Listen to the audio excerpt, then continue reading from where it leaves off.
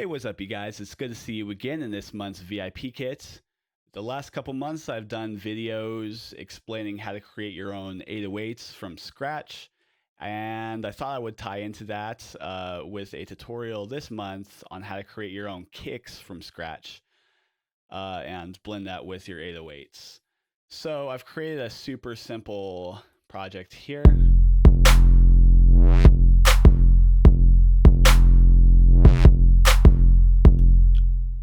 So it's just the kick and the 808 bass and the snare, basically. We're going to mute this kick track. We're going to duplicate it, and we're going to replicate the kick.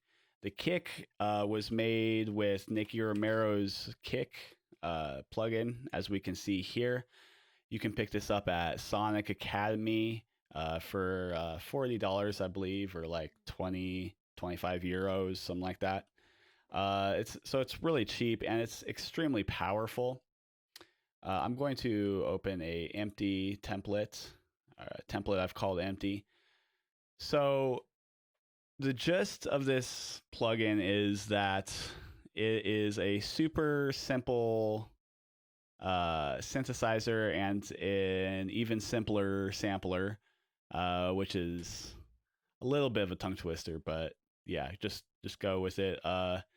It plays a sine wave, and then it plays a sample along with a sine wave, and that sample is referred to as the click, because that's the general function of the sample that you're going to load in. We can see over here on the right side of the plugin where it's called click, and we can load up a wave or AIF file.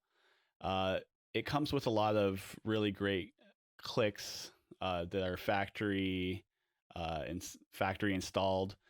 But you can actually load in your own if you click the load button. So if you have a sound that you think would make a really good click, a really good start for a kick, you can go ahead and load that up. There is no way to EQ your click inside of the plugin. So if you do load up your own samples, make sure you EQ the bass out of it first, because the sine wave is going to be creating the bass, and you don't want your click interfering with the bass from the sine wave. Okay, so we have a few different envelopes we can control. We have this pitch envelope, which controls the pitch over time for the sine wave, the amplitude envelope, amplitude over time for the sine wave, and then we have the click envelope. This is the amplitude envelope for the click. So there's a separate amplitude envelope for the click versus for the sine wave. We also have this pitch slider, which will adjust the overall pitch for the kick, which I don't really mess with too much. I usually just leave it up at maximum. And we have this length slider, which adjusts the overall length for the kick. And this one I do mess with quite a bit, actually, and you probably will too. So aside from the envelopes, then we have two ways to add distortion. We have this drive over here, and the sub volume just controls the sine. You should just consider this sine volume, which the sine is essentially the sub. And then we have this drive over here, so we can drive that sine. And we have this distortion module over here at the bottom, where we can control the tone for the distortion and the actual amount in the mix. And then we have a super simple EQ module right here, where we can just add a little bit of a boost to a certain frequency if we want. Down here at the bottom left, we just have a few different settings we can adjust. They're all pretty self-explanatory. Gate, if you have gate on, then when you release a note, the sound will stop playing. If you have snap on, when you are playing in the kicks while the track is playing, it will delay the notes to the next quantized point to play the notes. Tags, you are basically always going to want on. If we go to this pitch envelope here, we can see there are these labels with the hertz, so the actual frequency, and the note. If we turn this off, it just gets rid of those. But there's not really any reason why you should get rid of those. I guess maybe to some people it's more aesthetic, but it's actually really useful to see those. So I would just leave that on. And then we have this key track setting right here, which again is pretty self-explanatory. So it's on right now. So when you play notes up and down the keyboard, the overall pitch is going to follow whatever keys you're playing. Now, when we want to adjust the envelopes, we can double click to add points, and we can double click on points to get rid of those points. If we want to adjust the curvature in between 2 points, we can just click on the line and drag it up and down. And this is what makes the plugin so powerful and so useful, is not only the power we have over the envelopes, but just how easy it is to create different envelopes and different shapes and tweak them around. One thing that I should mention about this is there is, well, two things, I guess. There's no monophonic setting. So if you have if you ever make really long kicks and you play them really close together, you might get a little bit of overlap, and that's when you would probably want to turn the gate on. Also, there's no velocity sensitivity setting. It is velocity sensitive. So if I play in some notes right here really quick, I can hit the keys, make it really hard or really soft. It's kind of annoying. I wish there would be a velocity sensitivity setting, but there's not. So when I want to preview something, I always make sure I preview it with the notes I've played in so that I can hear what it's going to sound like at the correct velocities. So that's what I'm going to do right now. I'm going to solo the kick.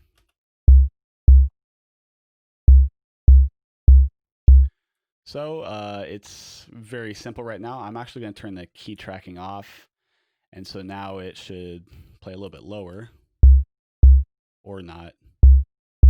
I guess it was already at that specific key. So I'm actually going to drag this up, this first point. It's going to go about 1K. And let's hear what that sounds like.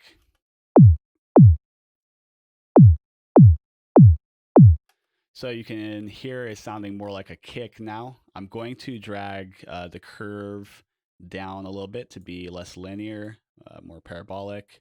And I'm going to drag this second point down a bit lower, maybe an octave lower.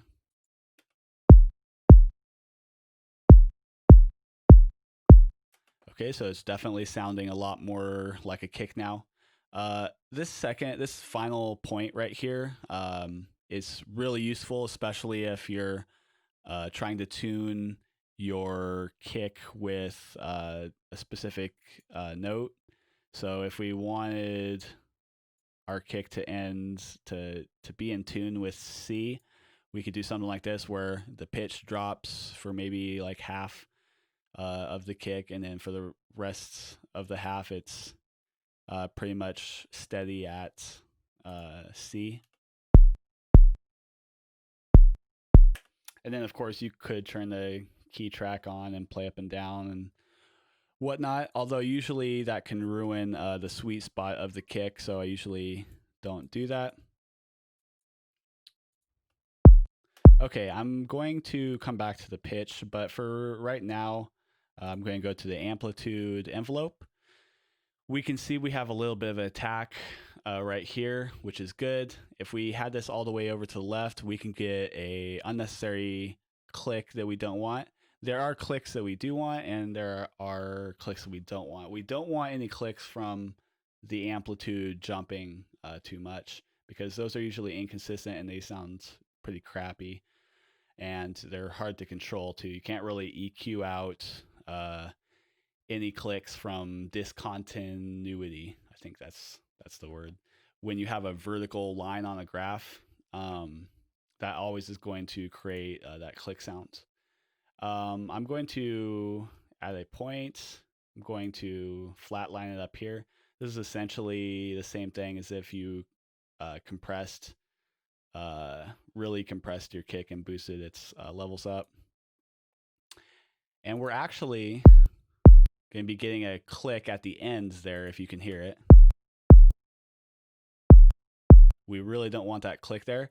And that's because if we look at this amplitude envelope, it's curving down like this, and it's ending pretty much in a vertical line. And like I said, that vertical line creates unwanted click. So we're going to soften that up a bit.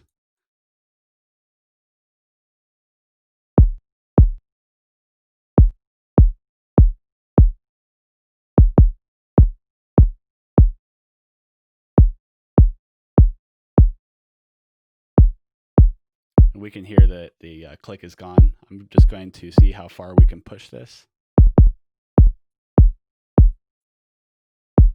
Okay, so that sounds like that's probably as far as we're going to be able to push that without getting that click.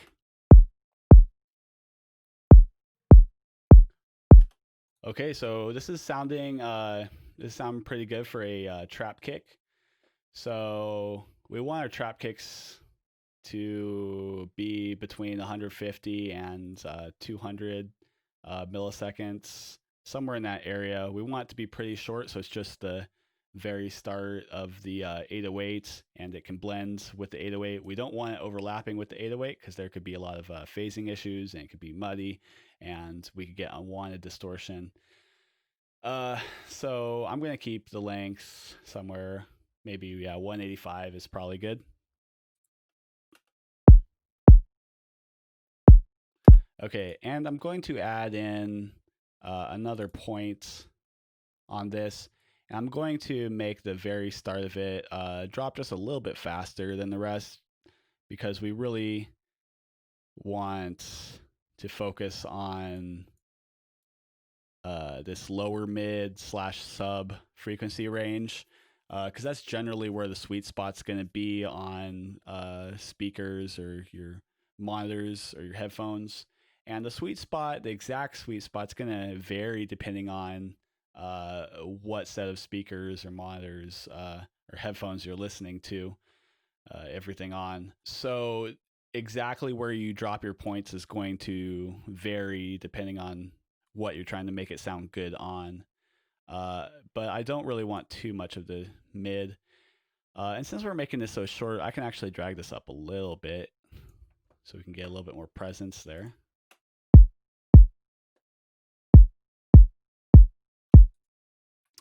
And depending on where your sweet spot is, something I like to do is kind of massage that sweet spot. So if we had a sweet spot around here, I might drop the pitch down, and I'll add in another point. And I might have it come up over the sweet spot, and then I might add in another point, and then have it drop back down, maybe go up a little bit again, and then finally all the way down. And let's hear what that sounds like.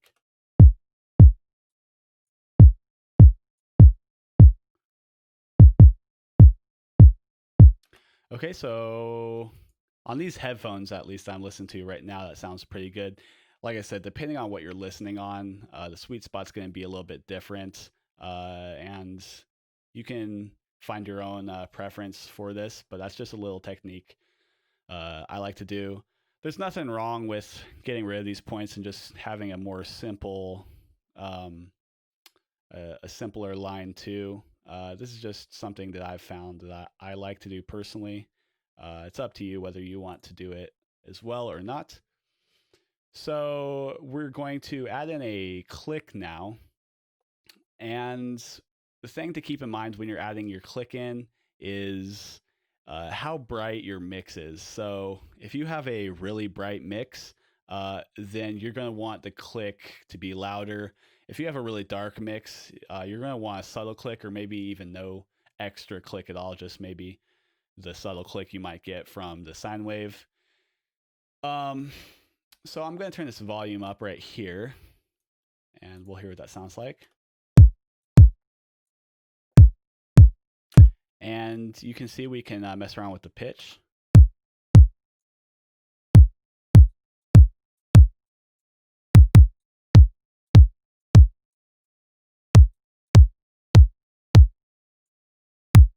I'm going to try out a few different click samples.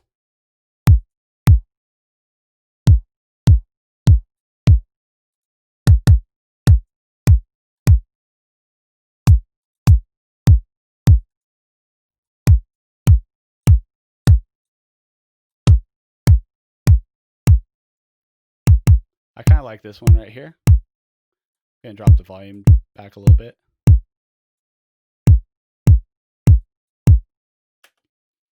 And I am going to add in some more points here. I'm going to make this just end a little bit sooner just to make sure.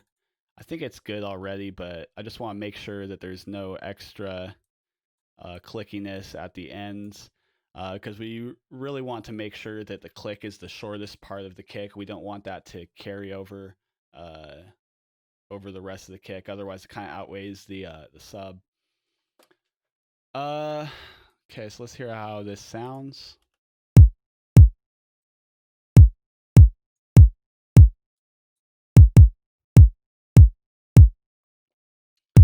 Okay, sounding pretty good. I'm going to add in some distortion now. I'm going to start with this drive over here. I'm going to drag this all the way up, and it's going to be too much. I already know that. But then we're going to find the sweet spot, because all the way to the left is going to sound kind of wimpy, and all the way to the right is going to be way too distorted. It's going to sound kind of crappy. So we're going to try to find the sweet spot, the balance.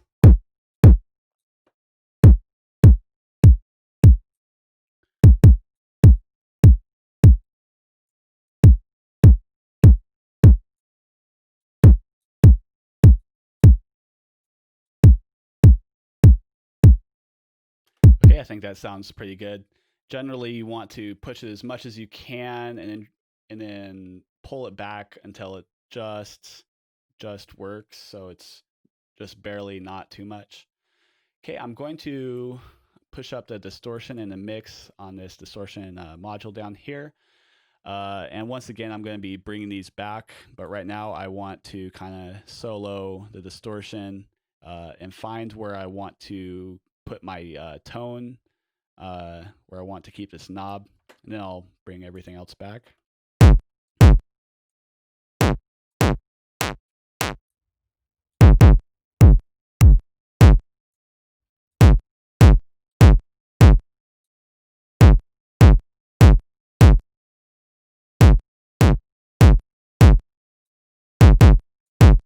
Kind of like it right there, pretty much almost where it was to start with. Okay, I'm going to pull back the distortion amount now.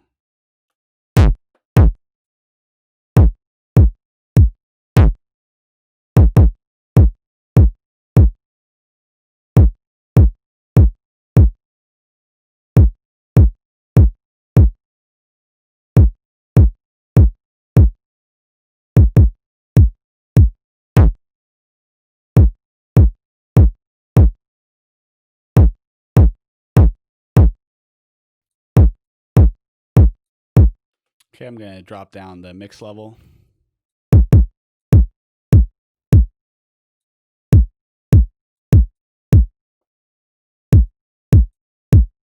Okay, so that sounds pretty good in this area here.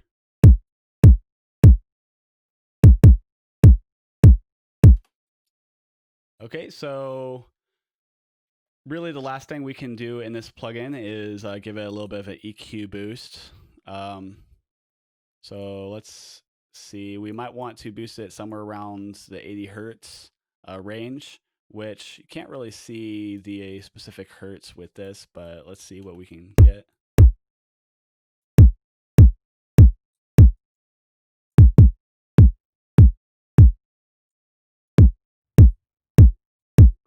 So you guys can mess around with that if you want. I do like to give my kicks a little bit of a just a little bit of an EQ boost around the 80 hertz range, but I usually don't use this EQ module. I usually drop a third-party plugin on the inserts for the instruments, and then I EQ it that way so that I have more control, more power um, over the specific EQ settings. And this EQ is just uh, too simple for me, and I can't see the frequency amounts, or I can't visualize anything. And I'm a pretty visual person, so I usually don't mess with this EQ too much, but you guys can feel free.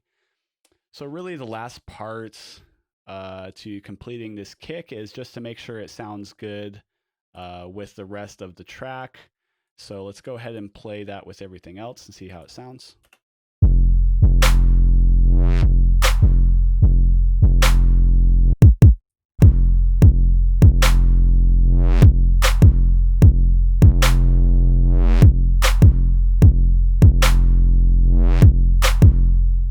Okay, so if you've watched my last few videos, you might know that I like to watch things in an oscilloscope. I like to solo different frequency bands. So I'm going to solo this lower mid frequency band for the whole project.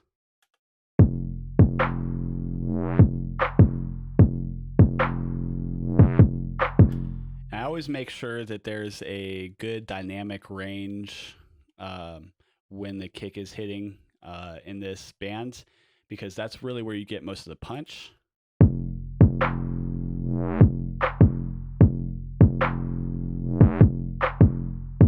And there is some good dynamic range. I could maybe make this a little bit shorter even, because it's carrying a little bit longer than I would usually have it carry for, but it's fine for now. I'm going to solo the sub frequency now, and what I'm going to watch for here is any phasing issues, and you will be able to tell if there's a phasing issue if the 808 bass cuts out and kind of takes a while to come back every time the kick plays. We'll see.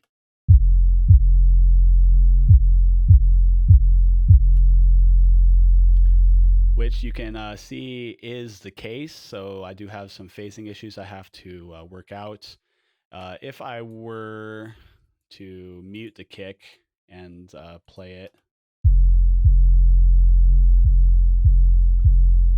we can see that the 808 doesn't do that thing. It doesn't have a curve with that slow attack like that. So when we added the kick in, I'll do that again. We can see that the 808 bass now has this weird attack where it gets quiet and then it's coming up every time the kick hits. And that is a phasing issue. So ideally, we're going to want to make this a smooth transition from the peak of the kick, and then we're going to want to smoothly have it transition down. And so we're going to mess around with the pitch a little bit for the sine wave until it blends well with the 808s. So let's do that.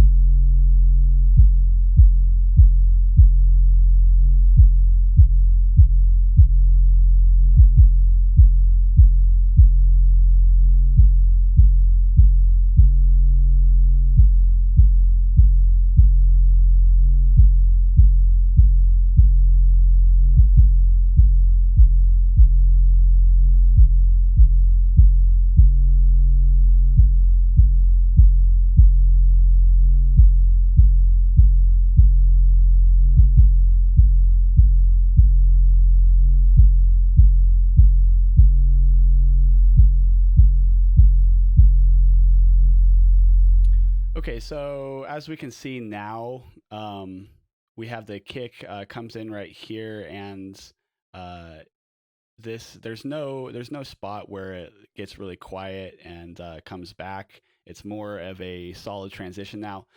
I If I were to be taking this track seriously, I would be spending a lot more time perfecting that, and so I'd preserve a little bit more of the transient of the kick, and then make this even smoother. But for the sake of time, I don't want to just bore you guys to death. But I think that you guys probably get the point. You can see that the phasing issue is a lot better, and that there's no weird discontinuity there. I'm going to go back to the lower mid bands to make sure I don't mess with anything too much there.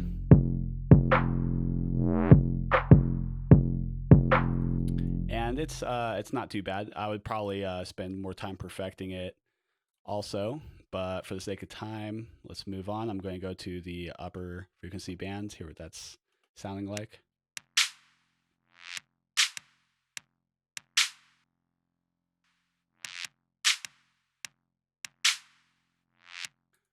Okay, so with our kick and snare in this frequency range, like I said, if you have a bright mix, you can turn the click up. You want to turn the click up more. If you have a dark mix, you want less click.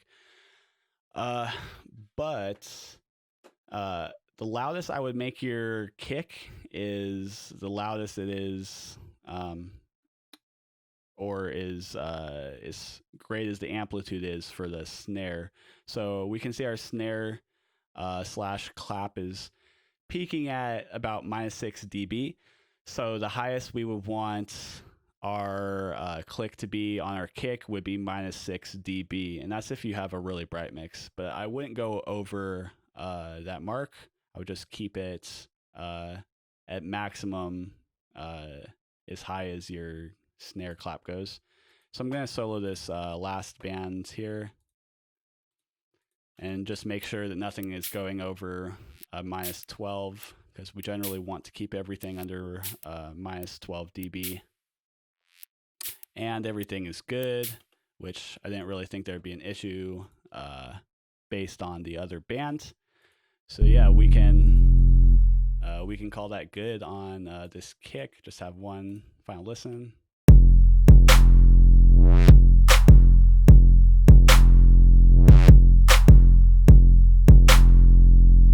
So yeah, hopefully you guys learned something from this.